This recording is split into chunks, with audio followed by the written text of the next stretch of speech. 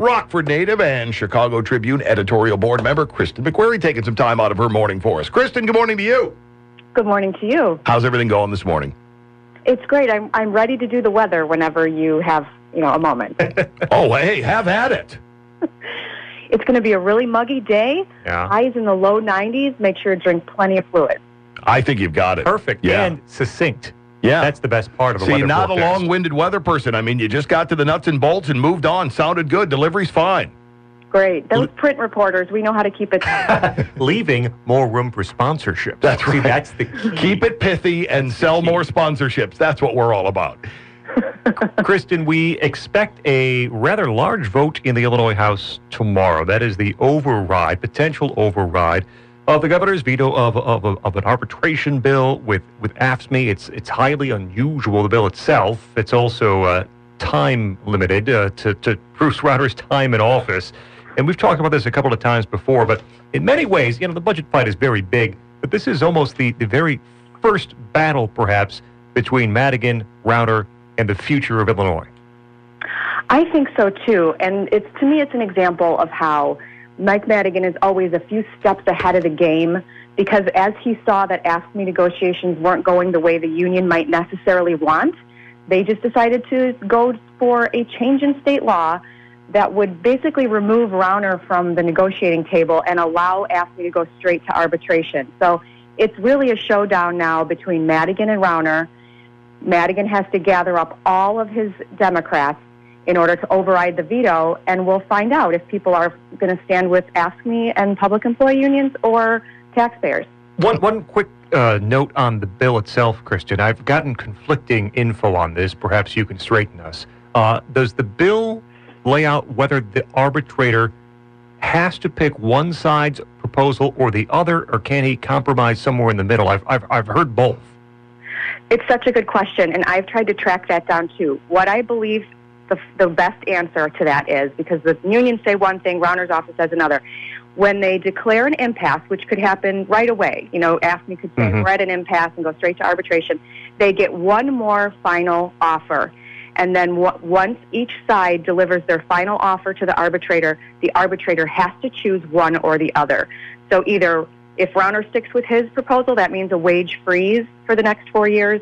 If AFSCME doesn't change its proposal, it means we could be looking at raises for public sector workers between 11.5 and in some cases up to 29%. But yes, the arbitrator has to choose one or the other. In the ongoing battle of wills, the whatever you want to call it, peeing contest that's going on between the speaker and the governor, yet another chapter of it. If you were a betting person here, how do you think this one's going to fold out? Gosh, it's so dramatic in a way, because it really rests on just a couple of lawmakers, one in particular who's not far from Rockford, Jack Franks of Marengo. Mm-hmm. He tends to be a very swing Democrat. And if he decides to buck the speaker, and I said buck with a B, that could derail this whole AFSCME effort. If he decides that he finally does owe his leader, Madigan, a vote, then we could be looking at this new arbitration model under Rauner. So I really don't know the way Jack Franks is going to go. I have talked to him, and he says he's just studying the proposal and he wants to make sure he makes the right decision. Kristen McQueary with us from the Chicago Tribune's editorial board. It's Riley and Scott on WROK. It's Jack Franks, Carol Senti, Scott Drury, perhaps the three most likely Democrats to not vote with Mike Madigan. He needs all his Democrats, unless he pulls off a Republican. Any rumblings that any Republicans might vote with the governor. They did pull not Ray Poe. Who am I thinking of in the state Senate? Sam McCann. Sam McCann, a Republican who voted to override the veto in the Senate. That's right. And I'm told that the Republicans, even though some of them are very much aligned with AFSCME, no one is willing to, or at least the caucus is going to stick together. No one's going to be that 71st vote. So, I could see if it's failing anyway, and it looks like during that moment of roll call that they're not going to get enough Democrats on board, I could see some Republicans maybe voting present or even voting against it. But if it's that close, in the moment that the bell dings and the roll call is going down, not one of them will stick their neck out to be the 71st vote that causes the override. What would a loss for the speaker here mean overall in I guess, the state's power structure? Is it a loss for him? And what would happen if it were? I mean, if things end up not going, he can't marshal the people that he needs, and it appears that more people kind of lean toward the governor on this one. At least that'd be kind of an exclamation point hanging over the State House. It would, and I think probably he won't call it unless he's absolutely sure he has that 71st vote. He tried to get a millionaire's tax through, and this was last session. He lobbied for it. He was the chief sponsor. He stood on the floor for 2 hours trying to defend it, and he couldn't even get some of his own members to vote for that. And that was kind of another moment where he had a setback. So it's not as if he doesn't ever have setbacks, but this one has been built up so much that I don't think he'll even call it for a vote unless he knows he has 71. Kristen McQueary with us from the Chicago Tribune's editorial board. Riley and Scott on WROK. I want to get to the fair map editorial, but quickly, let's underline again why this is so important. Look, negotiating with unions, promising taxpayer money in terms of wages, benefits, is one of the key responsibilities governors have. Almost 2 million Illinois residents went to the polls and said, we want Bruce Rauner to be the guy negotiating these contracts, which take up a large portion of the payout, not payouts, but of the budget in Springfield. This bill would take that power completely away from the governor, because unions, generally arbitrators, are more friendly toward the union side. They had been in the past. They would have very little reason to come toward the governor on any of these proposals. That's why this is such a huge issue. Exactly. And it's not that AFSCME hasn't had fights with previous governors, Democrat and Republican.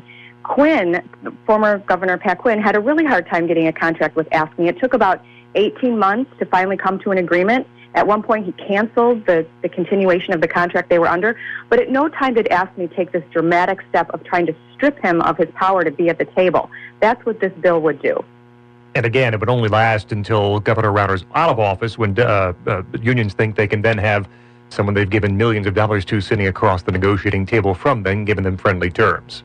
Right. If this was such a great bill, why haven't they introduced it during the last 15 or 20 years? And why does it sunset as soon as Rauner, the next election would come about? Kristen McQueary, Chicago Tribune's editorial board. The editorial board with a piece over the weekend. Who's afraid of a fair map for Illinois? Somebody, apparently, because with 263,000 signatures already collected, there are mailers, attack mailers going out around the state. What do these say? There are a couple different versions, and they're by a group that we believe is, they're coalescing around Madigan. They're people who kind of owe Madigan a favor, and they basically claim that if we go to a fair map structure where you have citizens drawing the map, that somehow Republicans win and minorities lose. It's completely false information, but they're doing whatever they can to slow down what is now the second or third attempt to try to change the redistricting process. And if anybody needed any cluing in that, you might be on the right path with this fair mapping thing, look at all of the attempts to get this squashed, and this is directly against the will of the people. It is. I mean, 70 or 80% of Illinois voters, when polled, say that they want to change the redistricting process. We didn't get it because the legislature refuses to put it on the ballot for a constitutional amendment. The legislature could vote this on the ballot tomorrow. Instead, they don't want to do it. The leaders won't do it. So they force citizens to go out and collect hundreds of thousands of signatures. And what happened last time is you had Mike Madigan's chief attorney challenging every single signature. And so it just got so underwater for the group that was trying to do it that they pulled the plug at the last minute, and they said, we can't go through with this. Judging by the mailers and judging by some of the numbers reported thus far, though, this effort this time seems to be on much better footing to potentially make this happen, yes? I hope so. I mean, one of the criticisms last time, you have to hire groups who really know how to collect signatures and make sure those signatures are rock solid. Right. I mean, you have to have the signature that somebody signs on a petition standing outside of a Walmart match their voter registration signature. Otherwise, it can be challenged and it can be kicked off. So this time around, they hired what they hope to be a more professional group who has experience doing this. But again, you can never underestimate the speaker and his lead attorneys. Mike Casper is one of the chief elections attorneys in the state, and they're just so good at subverting the process that I don't know if we're on a better track. Mike Casper, a bow tie guy, isn't he? He is a bow tie guy, yes. Don't know if you can trust those bow tie guys, you know. Or Botox guys either. Botox guys. Right. And quickly, Kristen, before we let you go, last time you were on with us, your prediction for the end of the budget stalemate, which, of course, continues. I believe you told us perhaps November. Anything happening that would change that prediction? I really don't think so. We're getting to a point where even in the spring, when people would say, what's the lever that needs to get pushed in order to move this along? It would be the crushing of our social service agencies who are now, 2 months behind in getting paid. But even that, I don't think is going to be enough to bring Madigan to the table and to negotiate in a serious way over these reforms that Rauner wants. And Rauner's, I think, going to stick to his guns and not going to approve a budget unless he gets some of his agenda.